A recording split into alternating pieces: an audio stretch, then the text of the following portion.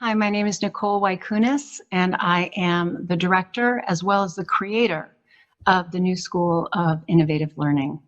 And it is an absolute pleasure to be able to share a story with you that is a true story. And I think it gives an insight into what we're really all about. It is a story about creating the new school before it actually came to be. And it centers on one of my former students, whose name is Travis. And I think that it really exemplifies what the New School of Innovative Learning is all about through what we're all about, which is each and every student, the individual child. That is the center of our school. And the idea of our school is that every child is his or her own school. And that will make a lot of sense to you when you hear the story, which I love to tell because there's sadness to it and so much joy. So I hope that you enjoy it. Travis was a former student of mine, and he was actually a senior in my classroom. I taught literature in a high school, and I also taught ninth grade too. So this particular student, I always used to say the ninth graders and the 12th graders are really very similar in a lot of ways. And the irony also is that the differences and the similarities were actually all the same.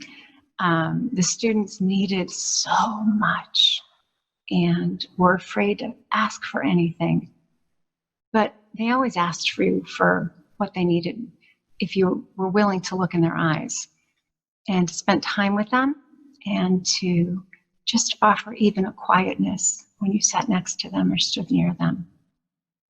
I was notorious for creating lots of food in my classroom, mainly because I had a lot of students who didn't have what they needed.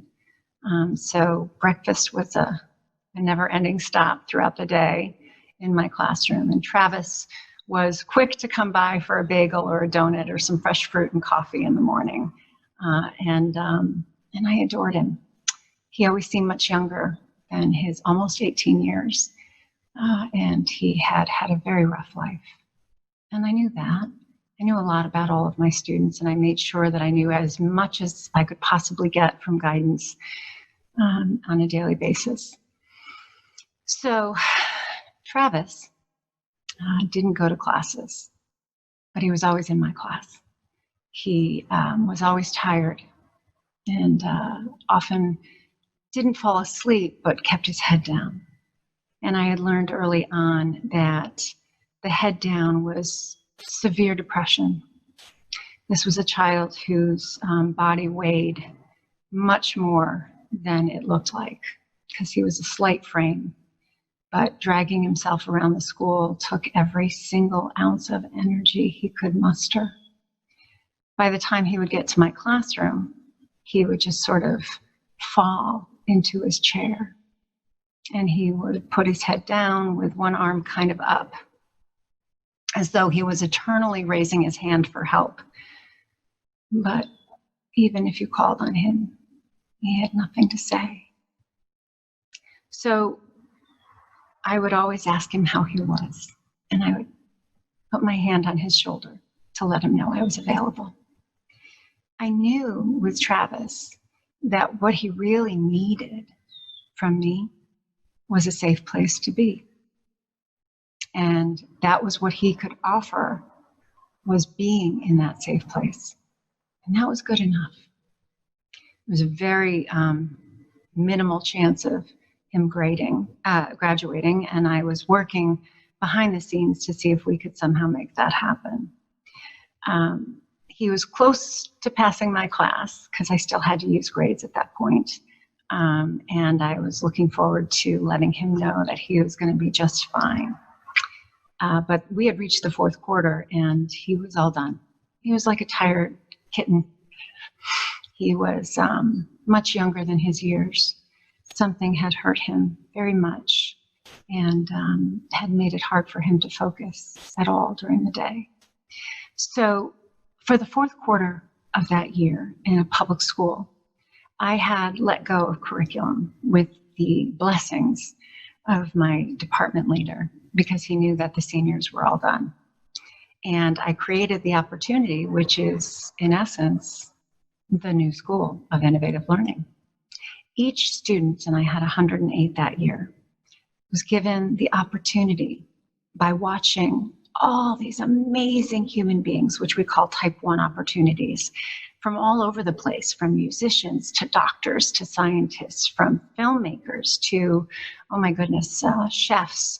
We had photographers, we had newscasters, oh my gosh, yoga instructors. We had a Buddhist monk.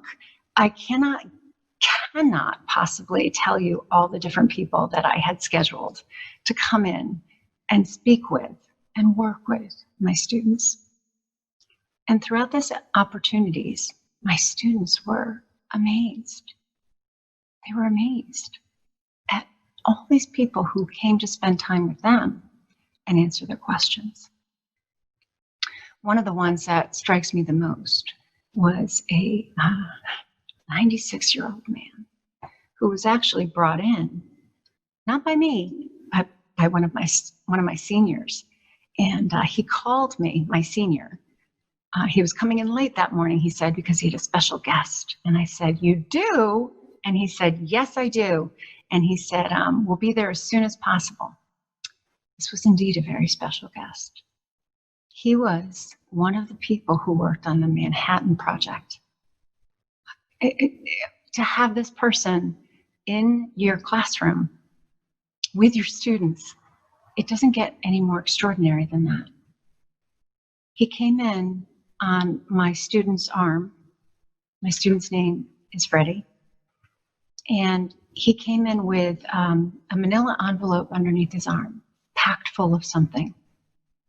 My students, who I, of course, have been working with throughout the year, were starting to know who they were, and they were generous, kind, loving human beings who immediately got him the most comfortable chair, a cup of coffee, and some water, and the best donut that was left, and sat him down. They got as close as they could, and they waited for him to talk. Now, you would think, when he introduced himself, and Freddie my student gave a little bit of information about who he was and that he worked on the Manhattan Project, the kids were like, oh my gosh, this is amazing.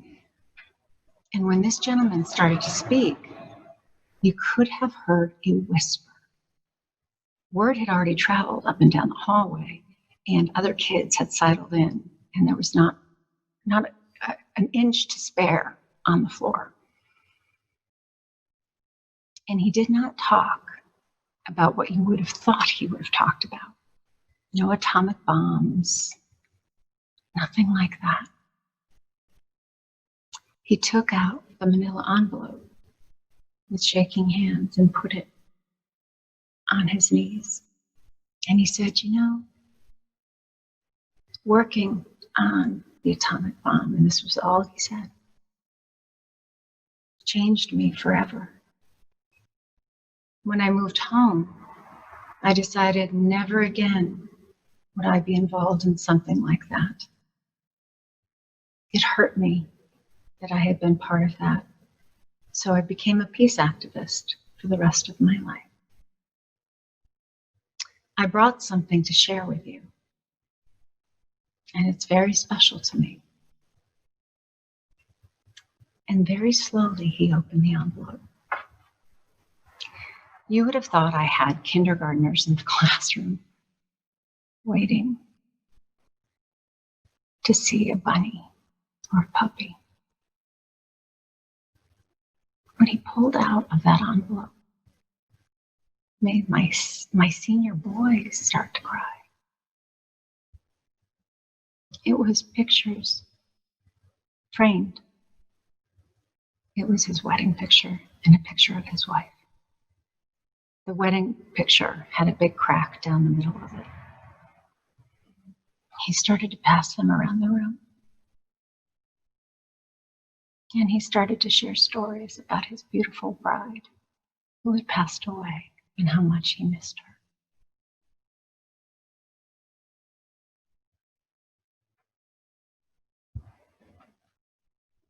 That was my classroom.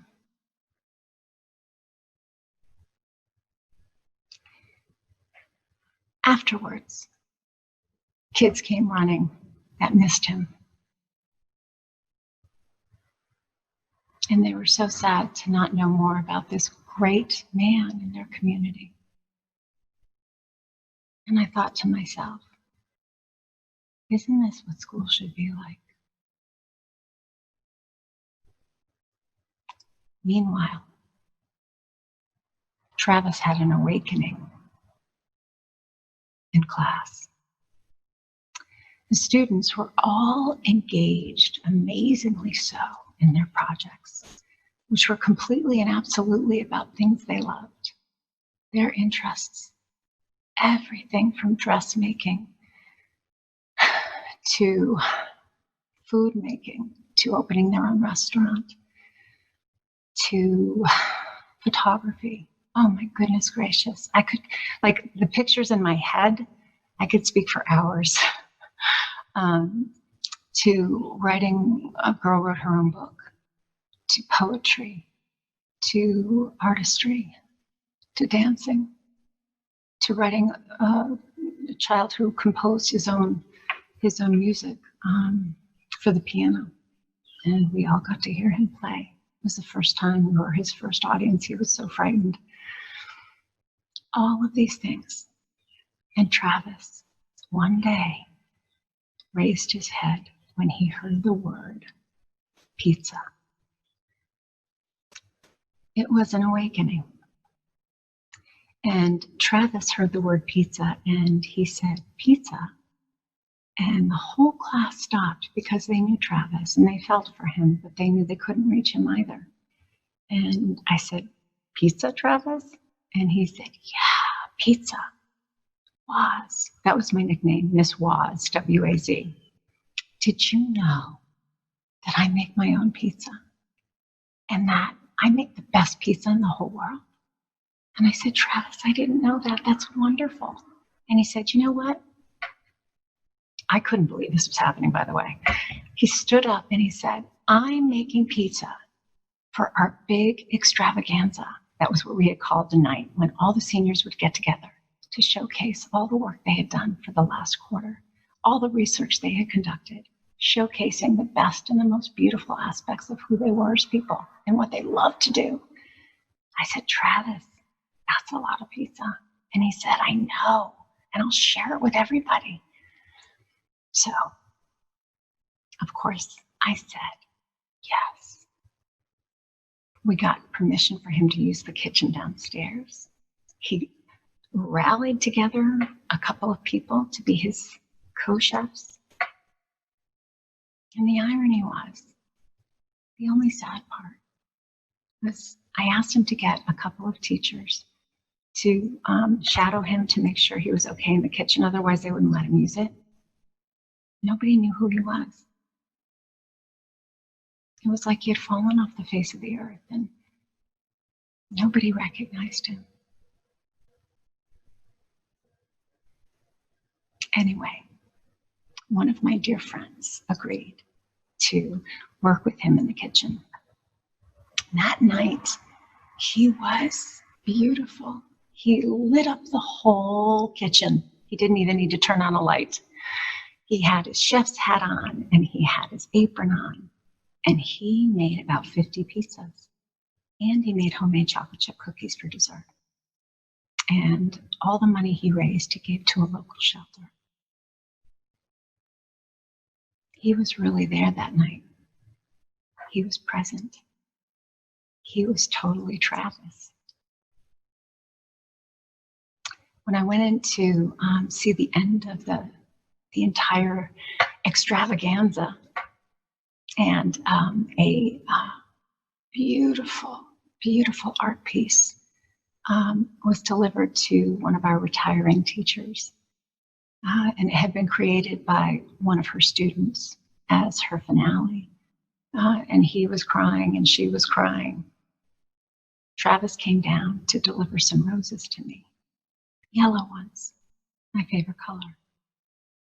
I said, Travis, that was so kind of you. How did you remember yellow? He said, Was. He said, you told me in 9th grade when I had you as a teacher that yellow roses were your favorite. And that was when I realized how important everything we say to kids, how important everything we say to kids really is. Travis is the new school. Every child is the new school of innovative learning. The new school of innovative learning is made for each and every child. No exceptions. Can't wait to tell you more about it and to share it with you how it's going to change the entire world. That's how it works. One child at a time. Change the world. Thanks for listening. And I hope to meet you soon.